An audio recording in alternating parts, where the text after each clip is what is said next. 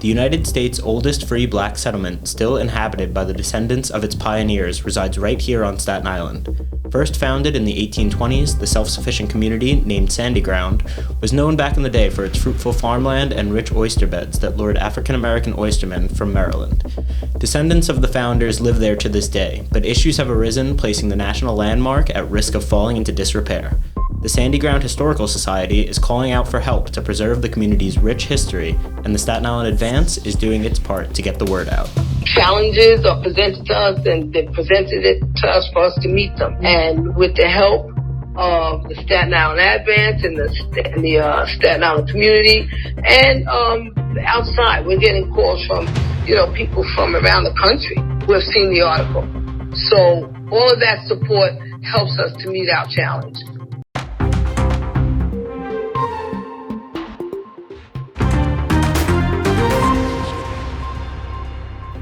Welcome to the Staten Island Advances from the Scene, a podcast bringing you an inside look at the biggest stories on Staten Island with the reporters who cover them. I'm your host, Eric Bascom, and this week I'm joined by two guests, the Staten Island Advance's Public Interest and Advocacy editor, Tracey Porpora, and reporter Giavanni Alves, to discuss a new series focused on saving and preserving one of Staten Island's cherished historic landmarks. Thank you both for joining me today. It's always great to have you on the podcast. How have things been going on the Public Interest and Advocacy team? We don't really see each other as much these days with everything being hybrid, but it seems like you guys have been very busy lately. Yes, we have. There's a lot of issues on Staten Island that is very important to our community that the team covers. Yeah, and it's funny, we used to be kind of more just politics focused, right, and government, and it's kind of expanded out from that in the past couple of years to cover more issues that maybe we weren't always covering in the past. So I think that that's something that's really great for the community to have, different types of stories out there, and probably great for you guys as well to not always just be talking to politicians and writing about laws and that kind of stuff. So I think it's great kind of the direction that we've taken that. But so let's jump right into the reason we have you on today, and that's to talk about this new series that launched in February called Rebuilding Sandy Ground. So first, can you tell our listeners, Tracey, just a little bit about what this series is, how it came together, and kind of why the paper has taken such a big interest in this now? This is a community of national significance. Just on a personal level, I grew up around the corner from Sandy Ground, so I always knew it was there. But a lot of Staten Islanders didn't. And I actually covered in the 90s when there was a huge development siege in the area. Tons and tons of houses were built and Sandy Ground started to shrink. And over the years, there's been some issues there, especially the pandemic, which the Historical Society's museum has fallen into disrepair. It needs a lot of work. And the Historical Society reached out to the Advance to draw some attention to this. And as we spoke to more and more of the descendants there and the people who run it, we saw what they really needed to keep this from being erased from American history, which would be a horrible thing. Yeah, and so I think we should probably start with kind of a general overview of Sandy Ground, because I think a lot of our listeners might be kind of unfamiliar with it until they read some of our stories or until they're maybe even listening to this podcast. And, to be honest, I'm a lifelong Staten Islander, born and raised here, and I had never heard of it either until I had started working here at the Advance.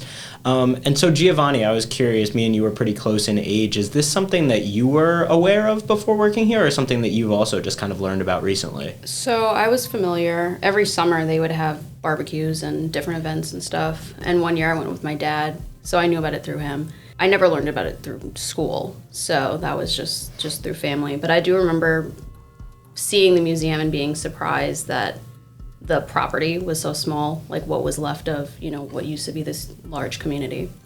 Yeah, and the not learning about it in school is, I think, a big part of it for why people our age may have kind of no idea, especially if you're not someone who lived on the South Shore or was over there or familiar with the community.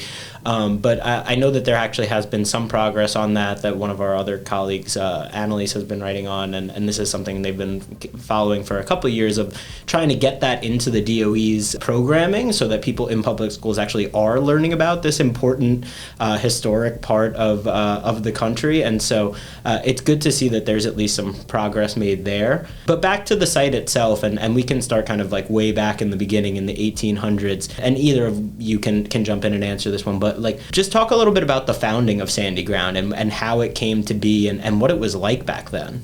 Sandy Ground was founded by two gardeners, Moses and Silas Harris. They were working for these wealthy Manhattanites who had property in Rossville.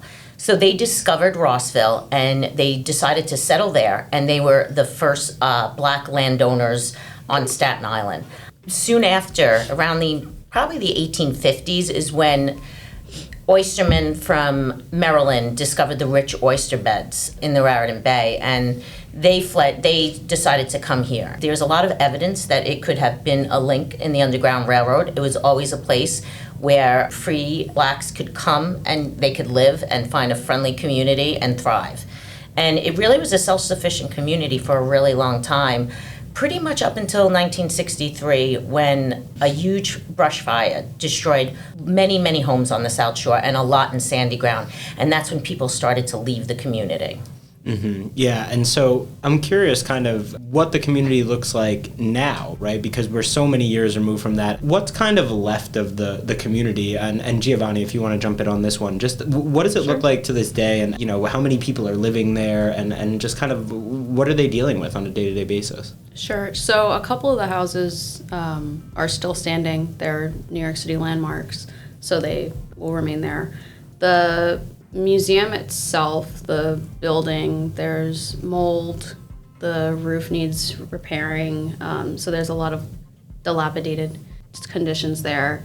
And then there's a couple elementary schools, so you'll see kids around. And then developers have come in and put townhouses throughout. So if you were to walk around the area, you wouldn't necessarily know that you're in Sandy Ground, because you see the museum that's there, and then you see all of these houses and schools. So it's, when you're there, you wouldn't necessarily know. There's also the church, and then there's a cemetery, but they're all spread out. We actually did a walking tour, and we definitely got our steps in, going from landmark to landmark. That's interesting. And so, you know, you mentioned some of the challenges that they're facing right now in terms of the building repairs that they need. And so what exactly are the community members looking for? And or like, what are their next steps? I know that, you know, a big part of this series is us. They need help. They came to us. We want to get them that help, right? And so what exactly does that look like? What kind of resources are they looking for? So they lost their 501c3 status. And unfortunately with that means that they're not getting funding as a nonprofit organization. So they're in the process of applying and getting that back, which would be a big help for them to get funding back in. Their executive director is stepping down. She's now in her 80s, so they're looking for a new executive director. They're still looking for some new board members and pretty much any input, whether it's legal, people with a nonprofit background, and other ways that they can pitch in. It seems like they're kind of at a place right now where they're trying to sort of revamp what it is that they, like how they've operated throughout the years, right? Trying to bring in some new blood, so to speak, and some people who are maybe a little more in tune with the legal, financial, logistical aspects of everything that they need at this point. And I know, Giavanni, one of your stories recently kind of spoke to that and some of the new board members and kind of putting together this business plan for kind of the future of Sandy Ground. So what did you learn in kind of researching and reporting on that one? Well, one of the new board members actually phrased it really well. He was saying that Sandy Ground, as it was, you know, previously, Historical Society was more of a grassroots approach, and now that they're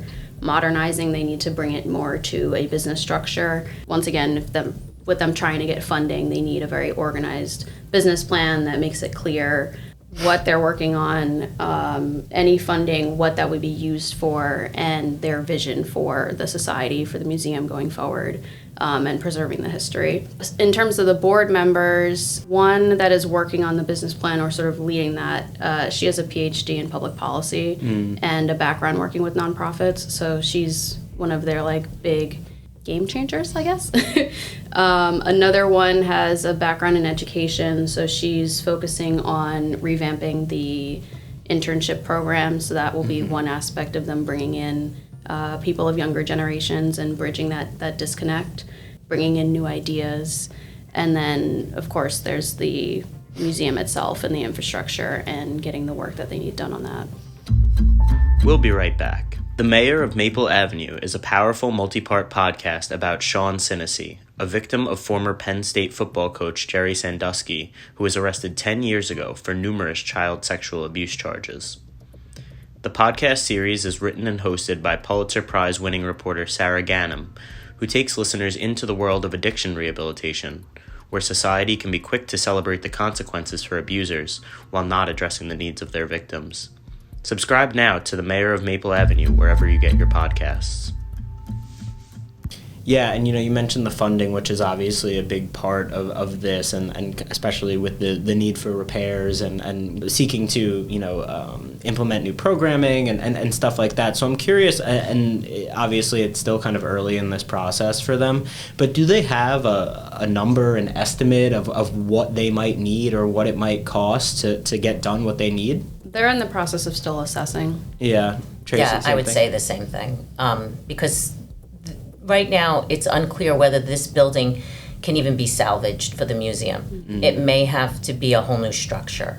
Wow. It's riddled with mold. The roof is falling apart. So there's a lot of work to be done there. So I think they really need to get that assessment, and I know they're working on that as well. Gotcha. And Tracey, I also wanted to ask you, you did the first piece in this series, right? And kind of laying out everything of what we're talking about, history of Sandy Ground, and you must have really, really researched that topic because there's so much stuff dating back to, like we said, the 1800s and then kind of going throughout history. And so I was curious if you could kind of share with our listeners a little bit about what that process was like and where you were able to kind of dig up some of this great information. Well, a lot of it was in our archives, and I had been reporting on this in the 90s when there was this big development siege. Back then I was the South Shore reporter, and things had really changed since I had been there in the 90s. But we have a wealth of information, and the Sandy Ground Historical Society has just so many resources. They have artifacts, they have books, they have oral stories that have been handed down from generation to generation. And it's great hearing those stories, and it's great that they have recorded them. So, I mean, at one point I know when they used to do tours of the museum, there was like storytelling, and they would read to the children who would go there and tell the stories of the oystermen, how the community at one time was really a self-sufficient, thriving community. So there's a lot of information out there, but it was in a lot of different places. So Sandy Ground has been mentioned in different contexts for many different projects, such as a project about the Underground Railroad. There's references to Sandy Ground. There's references in the Board of Ed's curriculum now. So it's taken a while, but luckily you had these descendants who were able to keep these stories alive and pass them down. Yeah, and I think that's a kind of a big part of the reporting process that people don't always necessarily consider is just the research phase that can end up taking you weeks in certain situations, depending on the story, depending on how deep you need to dig in, and especially with something like this where the history dates back roughly 200 years, that becomes almost as big a part of the story as writing it, just kind of getting and gathering all of that and then figuring out how we want to frame it and everything like that. So I always want to kind of touch on that when we're talking about these things because I think it's something that goes unnoticed sometimes. But you also mentioned that you spoke with, and I imagine both of you at this point have spoken with some of the people who are still living there, descendants of Sandy Ground families, some of them who have said, right, that they can trace their ancestry back to the founders, right, yes, all the way back, yep, which is crazy to think about. But I was curious just kind of what it was like talking to these people and kind of the way that they spoke about Sandy Ground, because obviously this community means so much to them. For them to have stuck around for all of these years, it's got to be something that they view as really important. And so I was curious if you could tell us just a little bit about some of the people that you've spoken to and kind of what they had to say about Sandy Ground. So I've spoken to a few board members who happen to also be descendants. Some of them still live on Staten Island, some of them do not. And might have grown up here. I don't know anyone personally that still lives there, but some of the people I spoke with, they have family members, so like an aunt or a grandmother that still lives there. And some of them, I think, might have a little bit of distance because they, have moved away and, focus on other things. But there was a reunion with some of the descendants last year, and they wanted to do a walking tour with Julie Moody Lewis, the president of the Sandy Ground Historical Society, and that's when she informed them, we can't go in the museum because of the mold, and sort of filled them in on the other issues of what's going on, and it sort of lit a fire under a lot of them to be motivated to, okay, almost took it for granted, there's this rich history that's here, but someone has to preserve it. Julie Moody Lewis is the president of the Sandy Ground Historical Society. It's a lot of work, and it's challenging. My thing is that the organization is challenged. People say, oh, they're falling apart. Oh, they're not Sandy Ground. No. It's a challenge. And challenges are presented to us, and they presented it to us for us to meet them. And with the help of the Staten Island Advance and the Staten Island community, and outside, we're getting calls from, people from around the country who have seen the article. So all of that support helps us to meet our challenge. And we're resilient. As Sandy Ground was a resilient community back in the 1800s when it started, and throughout the years, this is a different kind of resilience that we're showing. Basically, once people learned about, and especially the descendants learned about the situation the Historical Society is in, they wanted to help. So right now it's about organizing that, and truthfully they lost a lot of board members because people were aging out. So they're looking to pass the torch to the next generation. And that's what it seems like they've started to really recruit, and that continues, as well as help from the outside community. It can really breathe new life into the whole community. Yeah, for sure. I think kind of engaging the youth and making them passionate about this is something that's very important, obviously, as you say, with a lot of the board members kind of aging at this point. And I think that's something that we see, unfortunately, in a lot of situations with historical sites, is that the people who are interested in it or who are volunteering or who are serving on the board are typically people who are older.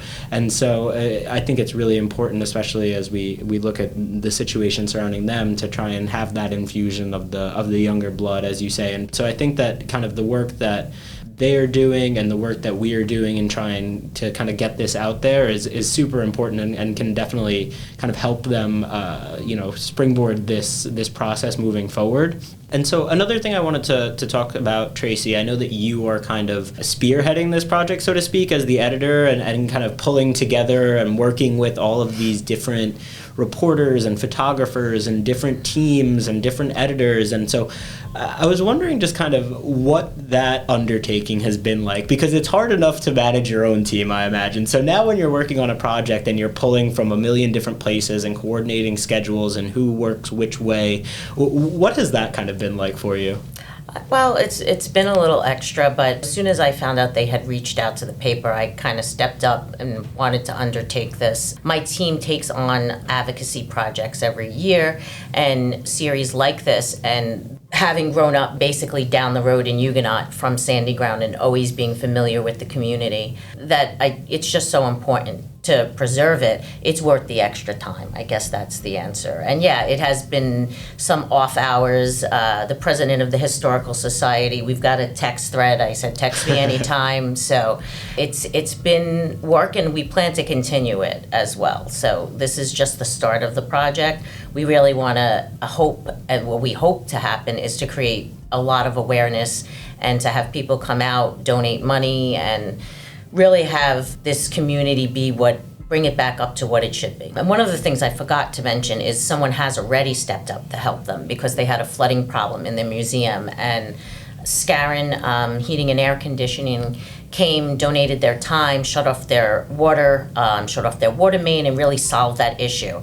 And as far as I know, there's been several people who have reached out to us, to our executive editor, as well as to Sandy Ground, and there's a lot more in the works, and it's really gaining some interest, and hopefully it will present itself in our ongoing coverage, that we will be able to talk about the different things that are needed, as well as the different things that are starting to get accomplished at this point. Yeah, and you mentioned that this is just kind of the start of the project, right? We're still in the early stages, but there are already a handful of articles that we've published. So I was wondering if you could just kind of just give a brief overview of some of the types of stories and the different focuses of each one. Can you just tell us a little bit about the stories that have already been published that our listeners could go check out now? Sure. The first story I wrote myself, because we wanted that story to not only have show the significance of Sandy Ground to Staten Island's history and to New York's history, it's really the nation's history. So we were lucky enough to have our other properties throughout the chain syndicate that story, and some of them did run it. So it really got much larger presence than we do just for an everyday story. And then we followed that. A big part of Sandy Ground is its church, and we had a long story about the church which is also in need of funding and donations and repair. And then we've had several stories where we're profiling the descendants of Sandy Ground, or people with a connection, or even people who just decided to join the board. So we have some reporters, and we have several more of those in the works. And Giavanni's story was really a very, very overall picture of what they need to do. It starts from the board members, a new executive director, and then hopefully all these pieces will, in years, we'll be standing in front of the ribbon cutting of the new museum at some point, is what we're hoping.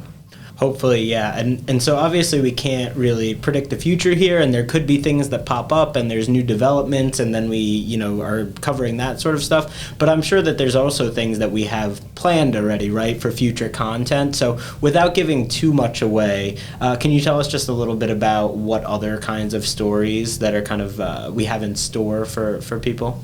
But we're also going to do some interesting profiles, and without naming names, I think some of them will be very interesting, and some of them are people as young as 28 years old will be profiled, and some of them are as old as 90. Wow. So, that's quite the range. Yes. And so before we wrap up, if someone hears this podcast or reads our articles or whatever it is, and they want to get involved and they want to help, what can they do? What is the best way for the average Staten Islander to kind of contribute to this? Well, they can always reach out to us at our tips@siadvance.com email, but the Sandy Ground Historical Society can also be contacted through email, and it's sandygroundhistoricalsociety@gmail.com. Gotcha. Great. Well, thank you both so much for joining me today. It was great chatting about this super important project, and hopefully Sandy Ground will get all the help that it needs, and it will remain here for another 200 years. Thanks for having us. Thank you, Eric. Thank you for listening to the Staten Island Advances from the Scene. If you like what you've heard, please make sure to rate and subscribe wherever you get your podcasts, and visit SILive.com for the latest on all these stories and more. Thank you for supporting local journalism.